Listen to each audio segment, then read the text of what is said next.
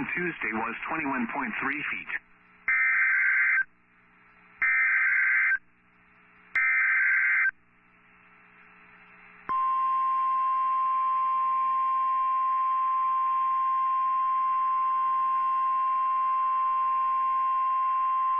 The National Weather Service in Mobile has issued a tornado warning for southern Mobile County in southwestern Alabama until 1:30 a.m. Central Standard Time.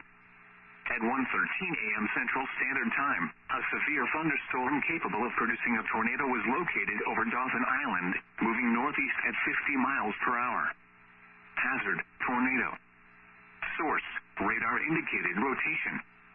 Impact: flying debris will be dangerous to those caught without shelter. Mobile homes will be damaged or destroyed. Damage to roofs, windows, and vehicles will occur. Tree damage is likely. This tornadic thunderstorm will remain over mainly rural areas of southern Mobile County. Take cover now. Move to a basement or an interior room on the lowest floor of a sturdy building. Avoid windows. If you are outdoors, in a mobile home, or in a vehicle, move to the closest substantial shelter and protect yourself from flying debris.